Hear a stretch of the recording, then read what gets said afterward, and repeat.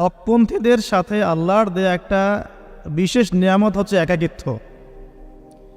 হকপন্থীদের লাইফে আল্লাহ পাকের পক্ষ থেকে একটা বিশেষ অনুগ্রহ হচ্ছে একাকিত্ব। মানে একাকিত্ব কেন নিয়ামত বললাম? কারণ একাকিত্ব মানুষকে আল্লাহ চিনিয়ে দেয়। অনেক আলেম দেখবেন যারা জেল টেল খেটে বের হয়েছেন, তারা সবাই একটা কথা বলবেন, জেলখানায় আমরা আল্লাহকে চিনেছি। সব আলেমরা এই কথা বলে যারা ওখান থেকে বের হয়ে আসে। কারণ একাকিত্ব মানুষকে গভীরভাবে ভাবায়, আল্লাহকে পাওয়ায়, আল্লাহর কাছে দোয়া করতে শেখায়, মানুষকে বোঝায় যে আল্লাহ ছাড়া কেউ নাই সাহায্য করার। তো যারা হকপন্থী হয়, একাকিত্ব তাদের বরণ করতেই হয়। এটা মাথায় রেখে পথ চলতে হবে। ইব্রাহিম আলাইহিস সালাম পথ চলা শুরু করলেন। এবার কি হলো? তিনি কি বাসা থেকে বের হয়ে সেই এলাকা, ওই নমরুদের দেশ ছেড়ে চলে গিয়েছিলেন? উত্তর না। প্রথমে তিনি চলে যান নাই। প্রথমে তিনি ওই সমাজেই থেকেছেন, থেকে দাওয়াত দেওয়ার চেষ্টা করেছেন। তিনি ওই সমাজেই থেকেছেন, থেকে দাওয়াত দেওয়ার চেষ্টা করেন, ঠিক মুহাম্মদ সাল্লাল্লাহু আলাইহি ওয়াসাল্লামের মতো। সমাজের মানুষ যখন নির্যাতন নিপীড়ন করছেন, তিনি কি শুরুতেই সমাজ ছেড়ে বের হয়ে চলে গেছেন? না, 13 বছর দাওয়াত দিয়েছেন। কত বছর? 13 বছর। তো ইব্রাহিম আলাইহিস সালাম সমাজের মানুষকে দাওয়াত দেন। কিভাবে দেন? কোরআনে এভাবে ভাষা আসছে। আমি সূরাগুলোর নাম বলে দিই, আপনারা একটু চেক করে নিয়েন। সূরা আম্বিয়ার মধ্যে আসছে, সূরা সফফাতের মধ্যে আসছে, সূরা আনআমের মধ্যে আসছে। তো তিনি দাওয়াত দেন এভাবে যে ওয়াইজ ক্বালা ইব্রাহিম, যখন ইব্রাহিম বললেন লিআবিহি ওয়া কওমিহি, তার বাবাকে এবং তার কওমকে বললেন, মা হাযিহি তামাসিলুল্লাতী আনতুম লাহা আকিফুন, তোমরা এইসব কি মূর্তির উপাসনা করো, এদের চারপাশে ঘুরতে থাকো, কি সব করো? তো তারা বলে যে নাহনু বাল ওয়াজাদনা আবানা কাযালিকা ইয়াফআলুন, আমরা আমাদের বাপ দাদাদেরকে দেখেছি এইভাবেই করতে। তাদের রেফারেন্স কিন্তু এটাই ছিল। কোনো দালিলিক জ্ঞানতাত্ত্বিক যুক্তি বিজ্ঞান দর্শন এখানে নাই। এখানে কি ফিলোসফিটা কি?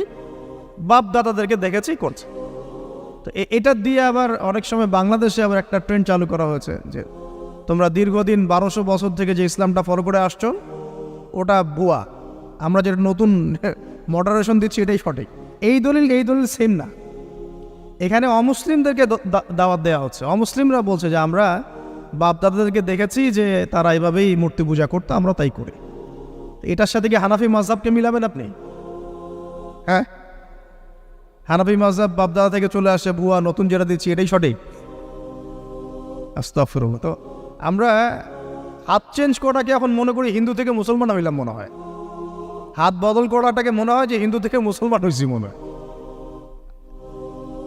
গভীরে ঢোকেন, ওলামায়ে কেরামদের মানে দার্সে গিয়ে বসে গভীরে ঢুকলে বুঝতে পারবেন যে ইসলামিক স্কুল অফ থটগুলা প্রত্যেকটারই ভিত্তি আছে। এগুলোর গভীর শেকড় আছে, ভিত্তি আছে। আল্লাহ, রাসূল এবং রাসূলের সাহাবীগণ, এই তিনটাকেই মানতে হবে।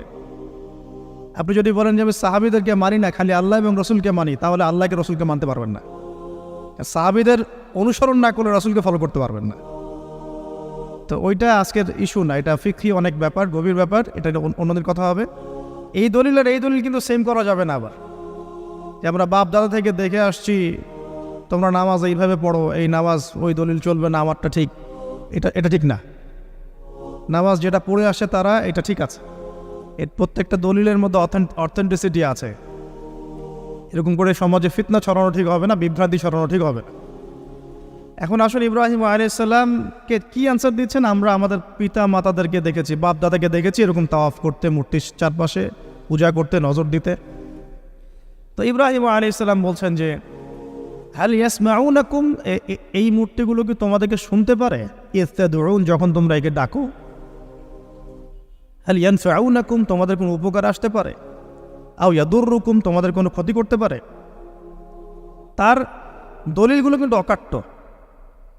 ইব্রাহিম আলাইহিস সালামের দলিলগুলো কিন্তু এখানে, যুক্তিগুলো কিন্তু অকাট্য। আসলে কি সে শুনতে পারে? আসলে কি সে দেখতে পারে? আসলে কি সে তোমার উপকার করতে পারে? তাদের কিন্তু কিছু বলার নাই এখানে। তারা বলছে বাল ওয়াজাদনা আবানা কাযালিকা ইয়াফআলুন, আমাদের পিতা মাতা বাপ দাদাদেরকে দেখেছি এইভাবেই করতে। ইব্রাহিম আলাইহিস সালাম বলছেন যে ইন্নাকুম আনতুম লাফি দালালিম মুবিন, তোমরা তো সুস্পষ্ট বিভ্রান্তির মধ্যে আছো। তাহলে তো এরকম আরও অনেক আয়াত আছে। ওয়াইন্না মিন শিআতিহি ইলা ইব্রাহিম, ইয জাআ রাব্বাহু বিকলবিন সালিম ইয ক্বালা লিআবিহি ওয়া কওমিহি মাযা তা'বুদুন, তোমরা কিসের ইবাদত করো? আইফকান আলিহাতান দুনাল্লাহি তুরিদুন, তোমরা কি আল্লাহ সম্পর্কে মিথ্যা মিথ্যা মিথ্যা আরোপ করতে চাচ্ছ? ফামা যন্নুকুম বিরাব্বিল আলামিন, আল্লাহ রাব্বুল আলামিন সম্পর্কে তোমাদের কি ধারণা? এভাবে তিনি তার কওমকে দাওয়াত দিতে লাগলেন, কিন্তু তাদের কওমের দলিল একটাই ছিল, বাপ দাদাদেরকে দেখেছি এভাবে মূর্তি পূজা করতে, তাই করে। সনাতন, এটা ছিল কি সনাতন থটস। অথচ সর্বপ্রথম এটা শুরু হয় কোন নবীর আমল থেকে? নূহ আলাইহিস সালাম। নূহ আলাইহিস সালামের যুগের মানুষ সর্বপ্রথম এই মূর্তি পূজা শিরক করেছে। এর আগে মূর্তি পূজা ওয়ার্ল্ডে ছিল না, নূহ আলাইহিস সালামের যুগ থেকে শুরু হয়েছে। তাহলে এটাকে আমরা সর্বোচ্চ পর্যায়ে সনাতন বলতে পারি না। তারও আগে যে সময় চলে গেছে, ওই সময় মানুষ তাওহীদপন্থী ছিল। আদম আলাইহিস সালামের যুগে তখন মানুষ এই কাজ করতো না। শুরুটা কেমন করে হলো? ভালো উদ্দেশ্যেই শুরু হয়েছিল, ভালো মনে করে। কেমন? যে মানুষ এরকম চিন্তা করে নিয়েছিল যে এই মানুষগুলো লাত, উজ্জা, হবল, ইয়াগুথ, ইয়াউক, নসর, ইয়াগুথ, ইয়াউক, নসর, এই ভালো মানুষগুলো আল্লাহর খুব নেককার বান্দা ছিলেন। তাদের স্ট্যাচু তৈরি করা যায়, তৈরি করলে কি হবে? এগুলোকে দেখলে আমাদের আগ্রহ জন্মাবে ইবাদত করার ব্যাপারে। এটা ছিল ওদের থটস। শয়তান এভাবেই তাদেরকে ইনফ্লুয়েন্স করেছিল আর কি, তারা তাই করলো। এই জেনারেশনটা যখন মারা গেল, পরের জেনারেশন যখন আসলো, তখন শয়তান ওদেরকে বোঝালো, ধরেন 100-200 বছর পরে বোঝালো যে ওরা খুব ভালো মানুষ ছিল, ওদের মূর্তিকে মসজিদের বাইরে না রেখে ভিতরে ঢুকিয়ে ফেলো, তাদেরকে সেজদা করতে হবে না, ভিতরে ঢুকিয়ে ফেলো, ইবাদতে মনোযোগ আসবে। পরের জেনারেশন এই কাজটাই করলো। থার্ড জেনারেশনকে শয়তান বোঝালো যে সরাসরি ওদের কাছে চাইলেই হবে, তারা আল্লাহ পাকের অনেক আনুগত্যপ্রাপ্ত, নৈকট্যপ্রাপ্ত বান্দা, সরাসরি তাদের কাছে চাইলেই হবে। আল্লাহর কাছে চাওয়া, এখানে চাওয়া একই কথা, ওখানে সেজদা করা, এখানে সেজদা করা একই কথা। এখান থেকে শুরু হলো সরাসরি স্ট্যাচু ওয়ার্শিপ। সরাসরি স্ট্যাচু ওয়ার্শিপিং এখান থেকে শুরু হয়েছে। তো আমরা আমাদের হিন্দু ভাই বোন যারা আছেন, আমাদের আশপাশে অমুসলিম ভাই বোন, তাদের প্রতি সম্মান রেখেই এই হিস্ট্রিগুলো পড়তে বলবো আর কি, এবং যুক্তি দর্শনগুলো খুঁজতে বলবো। আসলে কি তারা শুনতে পায়? আসলে কি সে আমার কোনো উপকার করতে পারে? আসলে কি সে আমার কোনো ক্ষতি করতে পারে? আসলে কি সে সৃষ্টিকর্তার প্রতিমূর্তি হতে পারে কিনা? তো আমরা এটা আহ্বান জানাবো, আমরা কারো ধর্মীয় অনুভূতিতে আঘাত করব না। ইসলাম আমাদেরকে এটা শিখায় না। ইসলাম এটা শিখায় যে মানুষকে হিকমার সাথে, প্রজ্ঞার সাথে দাওয়াত দেয়া, যাতে করে তারা জাহান্নামের রাস্তা থেকে ফিরে আসতে পারে ইনশাআল্লাহ। এখন আসুন, আরও একটা দাওয়াত ইব্রাহিম আলাইহিস সালাম তার কওমকে দিলেন। সেটা কি? এবার এখানে সমাজের মানুষের সাথে ওই সমাজের ধর্ম নেতারাও ছিল। সমাজে কিন্তু কয়েক শ্রেণীর মানুষ থাকে, মানে সামাজিক নেতা, ধর্মনেতা, রাষ্ট্রনেতা। তো রাষ্ট্রনেতা পর্যায়ে এখনও ইব্রাহিম আলাইহিস সালাম যান নাই, এখন সমাজ নেতা আর ধর্মনেতা চলছে আর কি। এবার ধর্মনেতা আসলো, এসে ধর্মনেতারা তাকে বোঝানোর চেষ্টা করলো যে এই আসমানের তারা, চাঁদ, সূর্য, প্রকৃতি, গাছপালা, এগুলোও ইলাহ, এগুলোর ইবাদত করা যায়। এই ঘটনা আল্লাহ রাব্বুল আলামিন সূরা আনআমের মধ্যে বলেছে। তো ইব্রাহিম আলাইহিস সালামকে তারা দেখাচ্ছে, এটা আরবীয় একটা কাব্যিক ভাষায় কোরআনে এসেছে, চমৎকার ভাষায়, যে ফালাম্মা জান্না আলাইহিল লাইল, যখন তার উপর রাত আচ্ছাদিত হলো, রাআ কাওকাবা, তখন ইব্রাহিম আলাইহিস সালাম কি দেখলেন? আকাশে তারা দেখলেন। ঠিক আছে, তারা মূর্তি পূজার এখানেই আছে, ধর্মনেতারাও এখানেই আছে। তো তিনি বলছেন হাযা রব্বি, এটা আমার রব। ফালাম্মা ফালা, যখন তারকাগুলো অস্তমিত হলো, ক্বালা লা উহিব্বুল আফিলিন, আমি তো অস্তমিত যাওয়া জিনিসকে পছন্দ করি না। রব তো অস্তমিত যাবে না, এখানেও যুক্তি লাগবে, তো আমার ফিলোসফি লাগবে, আমার এখানে দর্শন লাগবে, এখানে তো আমাকে প্রজ্ঞা দিয়ে বোঝাতে হবে। এটা তো অস্তমিত হয়ে গেল, এটা তো রব হতে পারে না। ফালাম্মা রাআল কামারা বাযিগান, যখন সে চাঁদকে দেখলো জলজল করছে একদম। আর এখনকার চাঁদ দেখা আগের চাঁদ দেখা তো এক না, এখন তো আমরা চাঁদের আলোই খুঁজে পাই না, তখনকার চাঁদ তো অন্যরকম। তো বাযিগান মানে জলজল করছে, তখন তিনি বললেন হাযা রব্বি, এটা আমার রব। তখন ফালাম্মা ফালা, যখন এটাও অস্তমিত হয়ে গেল, তিনি বলছেন লাইল্লাম ইয়াহদিয়ানি রব্বি লাকুনান্না মিনাল কওমিদ দাল্লিন, আল্লাহ যদি আমাকে হেদায়েত না দেন তাহলে আমি এই দল্লিনদের অন্তর্ভুক্ত হয়ে যাব। ইব্রাহিম আলাইহিস সালাম বলছেন ফালাম্মা রাআ শামসা বাযিগাতান, যখন এবার সূর্যকে দেখলেন দিনের বেলা, এটা তো আরও বড়, হাযা রব্বি হাযা আকবার, এটা আমার রব, এটা সবচেয়ে বড়, হাযা আকবার, এটা সবচেয়ে বড়। ফালাম্মা আফালাত, এটা যখন অস্তমিত হয়ে গেল, তখন তিনি বলছেন এই কথাটা যে ইয়া কওমি ইন্নী বারিউম মিম্মা তুশরিকুন, হে আমার কওম, তোমরা যেগুলোকে দিয়ে আল্লাহর সাথে শরিক করছো, এখান থেকে আমি আমার চেহারাকে ফিরিয়ে নিলাম। সুবহানাল্লাহ। তখন তিনি এই কথাটা বলেন, ইন্নী ওয়াজ্জাহতু ওয়াজহিয়া লিল্লাযী ফাতারাস সামাওয়াতি ওয়াল আরদা হানিফাও ওয়া মা আনা মিনাল মুশরিকিন, আমি আমার চেহারাকে ফিরিয়ে নিচ্ছি এই আসমান সমূহ এবং জমিনের সৃষ্টিকর্তার দিকে, এবং আমি মুশরিকদের অন্তর্ভুক্ত নই। ইন্না সলাতি ওয়া নুসুকি ওয়া মাহইয়ায়া ওয়া মামাতি লিল্লাহি রাব্বিল আলামিন, আমার সলাত, আমার কুরবানি, আমার স্যাক্রিফাইস, আমার জীবন, আমার ফুল লাইফ, আমার মৃত্যু, সব কিছু কার জন্যে? জগৎসমূহের প্রতিপালক আল্লাহর জন্যে। লা শারীকা লাহু, তার কোনো শরিক নাই। ওয়া বিযালিকা উমিরতু, এই একনিষ্ঠভাবে তার ইবাদত করার জন্যই আমি আদিষ্ট হয়েছি। ওয়া বিযালিকা উমিরতু ওয়া আনা মিনাল মুসলিমিন, এবং আমি মুসলিমদের অন্তর্ভুক্ত। এই শুরু হলো এবার পুরো স্পষ্টভাবে তাওহীদের ঘোষণা দেয়া। তবে ইব্রাহিম আলাইহিস সালামের এক একটা পদক্ষেপ কি যৌক্তিক না, বৈজ্ঞানিক না, এবং অকাট্য প্রমাণ আছে না, এগুলোকে কিন্তু ভেদ করতে পারছে না তারা। এবার ইব্রাহিম আলাইহিস সালাম চিন্তা করলেন, দ্বারা এবার উচিত শিক্ষা দিতে হবে। তবে আগে বলে নেই, এই যে উচিত শিক্ষাটার কথা বলছে, এটা আবার আপনারা খবরদার ভুলেও কোথাও দিতে যায় না, ঠিক আছে? এটা তো সময় আছে। ইব্রাহিম আলাইহিস সালামের সাথে নবী সাল্লাল্লাহু আলাইহি ওয়াসাল্লামের জীবনের মিলের কথা বলছিলাম। নবী সাল্লাল্লাহু আলাইহি ওয়াসাল্লাম মক্কা বিজয়ের আগে কি কখনো মূর্তির গায়ে হাত দিয়েছেন কিনা বলেন? দিয়েছেন? যখন মক্কা বিজয় হয়ে গেছে, পুরো স্টেটই আপনার, অথরিটি আপনার, তখন আপনি আপনার অ্যাকশন নিতেই পারেন, সেটা আপনার ব্যাপার, তখন আপনি কি করবেন? মুহাম্মদ সাল্লাল্লাহু আলাইহি ওয়াসাল্লাম কাবা ঘরে ঢুকে তখন মূর্তি ভেঙেছেন এবং বলেছেন ওয়াকুল জাআল হক ওয়া যাহাকাল বাতিল ইন্নাল বাতিলা কানা যাহুকা, তাই না?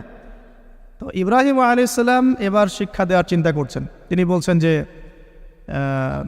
যখন এরা মেলাতে যাবে, ওই উৎসবে যাবে, তখন আমি এদেরকে দেখে নিব। এটাও কুরআন চমৎকারভাবে বলেছে যে ইয ক্বালা লিআবিহি ওয়া কওমিহি মাযা তা'বুদুন আইফকান আলিহাতান দুনাল্লাহি তুরিদুন ফামা যান্নুকুম বিরাব্বিল আলামিন। হ্যাঁ, ফারাগা ইলা আলিহাতিহিম ফাকালা আলা তা'কুলুন। ইব্রাহিম আলাইহিস সালাম এবার যখন ওরা মেলায় চলে গেছে, যাওয়ার আগে আবার ইব্রাহিম আলাইহিস সালাম বলছিলেন যে ইন্নী সাকিম, আমি হচ্ছি অসুস্থ। আমি কি অসুস্থ? নজরা নজরাতান ফিন নুজুম, ইব্রাহিম আলাইহিস সালাম রাতের বেলা আকাশের দিকে তাকালেন একবার, তাকিয়ে ওদেরকে বললেন যে ইন্নী সাকিম, আমি অসুস্থ। এটা কৌশল, আমি অসুস্থ, এটা কৌশল। তো এই কৌশল আবার সব জায়গায় ঘাটাতে যায় না।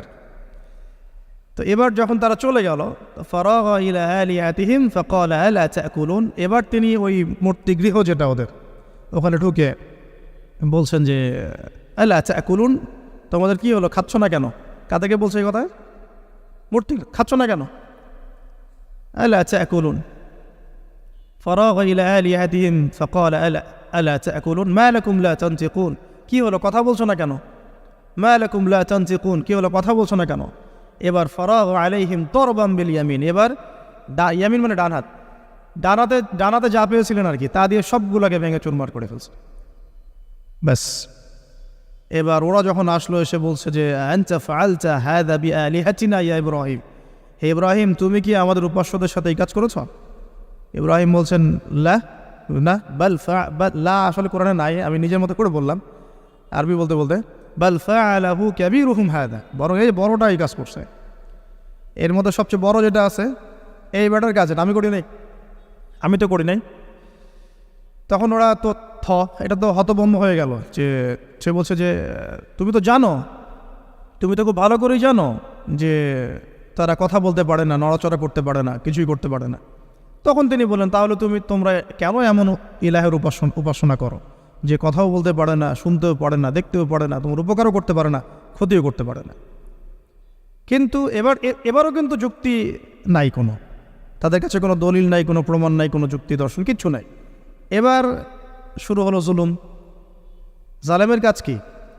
যুক্তি, জ্ঞান, দর্শন, বিজ্ঞান এগুলো দিয়ে যখন পরাস্ত, এগুলো দিয়ে পারছি না, এবার পেশি শক্তি, এবার কি পেশি শক্তি, ব্যাস এবার পেশি শক্তি। ইব্রাহিম আলাইহিস সালামকে নিয়ে যাওয়া হচ্ছে নমরুদের দরবারে। এবার চলো, এবার তোমার আজকে খবর আছে। এবার পুরো রিমান্ড হবে 7 দিনে। একদিন রিমান্ড হলেই অবস্থা খারাপ হয়ে যাওয়ার কথা।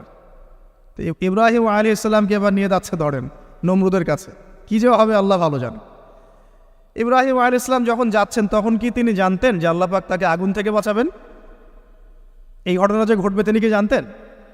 আচ্ছা, আমরা না হয় জানি যে এমনটা হয়েছিল। ইব্রাহিম আলাইহিস সালাম ওই সময় তো আর জানতেন না যে কী হতে যাচ্ছে। তার মানে তার ওই সময় তার ইমানের তেজ, তার স্থিরতা, ইস্তেকামা এবং তাওয়াক্কুল কত বেশি ছিল।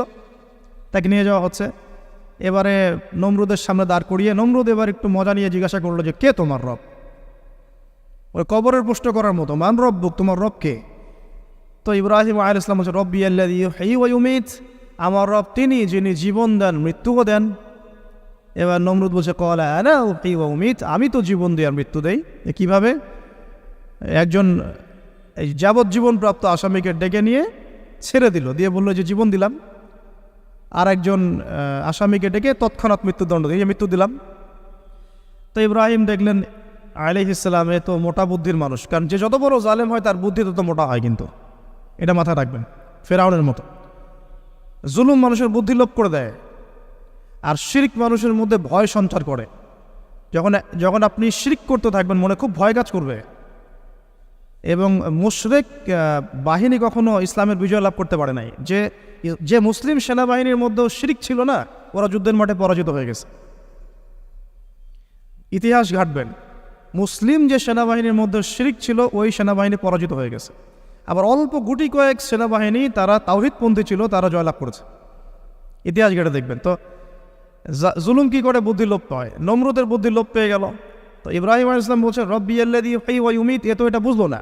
তাহলে ইন্নাল্লাহা তাআলা ইন্নাল্লাহা ইয়াতি বিশ-শামসি মিনাল মাশরিক ফাতি বিহা মিনাল মাগরিব। ইব্রাহিম আলাইহিস সালাম বলছেন যে আল্লাহ রাব্বুল আলামিন, আমার আল্লাহ, তিনি পূর্ব দিক থেকে সূর্য ওঠান। তো তুমি যদি ইলাহ হয়ে থাকো তাহলে পশ্চিম দিক থেকে উঠাও। এটা আরো বড় অকাট্য দলিল হলো। তার অবস্থাটা আল্লাহ ব্যাখ্যা করছেন এভাবে। আল্লাহ বলছেন ফাবুহিতাল্লাযী কাফার, কাফের একদম হতভম্ব হয়ে গেল। একদম হতভম্ব হয়তো লাভ নাই, পেশি শক্তি আছে আমার। তোমার যুক্তি, বিজ্ঞান, দর্শন, থিওরি তো আমার দরকার নাই। তোমার দিনের জ্ঞানের এলিমেন্ট তোমার দরকার নাই। তোমার ওয়াজ নসিহতের আমার দরকার নাই। আমার কাছে কি আছে? পেশি শক্তি আছে। পিঠায় সব সিধা করে ফেলাবে একেবারে। ব্যাস ইব্রাহিম আলাইহিস সালামের জন্য বলছে ফাআল হাররিকুহু ওয়ানসুরু আলিহাতাকুম, একে জ্বালায় দাও, পুরায় দাও, একে জ্বালায় পুরায় দাও, তোমাদের ইলাহদেরকে সাহায্য করো। আল্লাহ পাক অন্য জায়গায় বলছেন যে ফাআরাদু বিহি কাইদান ফাজআলনাহুমুল আসফালিন, তারা ইব্রাহিম আলাইহিস সালামকে নিয়ে একটা বিশেষ বড় একটা কৌশল করলো। এই কৌশলটা কি ছিল? তাকে অগ্নিকুণ্ডের মধ্যে ফেলে দেওয়ার একটা চেষ্টা করলো, আগুন জ্বালিয়ে রাখলো। বলা হয় 40 দিন, এগুলো হিস্ট্রি বা তাফসীরগুলোতে আসছে। আমি just Quran text to the point বলছি। তো আগুন দাউ দাউ করে জ্বলতে লাগলো। ওই ব্যাবিলন, ওখানকার সব মানুষ দেখছে বিষয়টা। তো ইব্রাহিম আলাইহিস সালামকে ফেলে দেওয়া হবে। দেখেন, যখন ফেলে দেওয়া হবে তখন কি ইব্রাহিম জানতেন যে তিনি আগুনে পড়বেন না? তিনি তাহলে প্রস্তুত ছিলেন। তিনি তখন জীবন দেওয়ার জন্য প্রস্তুত ছিলেন। ঠিক আছে, এখন তাকে ফেলে দেওয়া হচ্ছে। ঠিক ওই সময়ে জিবরাইল আলাইহিস সালামের আগমন। সুবহানাল্লাহ। তিনি এসে বলছিলেন যে আমার কাছে কোনো হাজত আছে নাকি আপনার? তখনও ইব্রাহিম আলাইহিস সালাম বলেছেন আপনার কাছে আমার কোনো হাজত নাই। হাসবি আল্লাহ ওয়া নি'মাল ওয়াকিল, এই যে কথাটা আমরা বলি, হাসবুনাল্লাহ ওয়া নি'মাল ওয়াকিল, হাসবি আল্লাহ ওয়া নি'মাল ওয়াকিল। ইব্রাহিম আলাইহিস সালাম বললেন আল্লাহই আমার জন্য যথেষ্ট এবং তিনিই আমার উত্তম কর্মবিধায়ক। ব্যাস, এরকম মোমেন্টে বান্দা যখন আল্লাহকে এভাবে চাবে, আল্লাহ রাব্বুল আলামিন না এসে পারবেন? কখনই পারবেন ইনশাআল্লাহ তাআলা। তখন আল্লাহ রাব্বুল আলামিনের আদেশ চলে আসলো, ইয়া নার, হে আগুন, কুনি বারদান ওয়া সালামান আলা ইব্রাহিম, ইব্রাহিমের জন্য ঠান্ডা হয়ে যাও, শীতল ঠান্ডা হও। মানে খুব শীতল না, আবার আরামদায়ক শীতল ঠান্ডা হয়ে যাও। সুবহানাল্লাহ।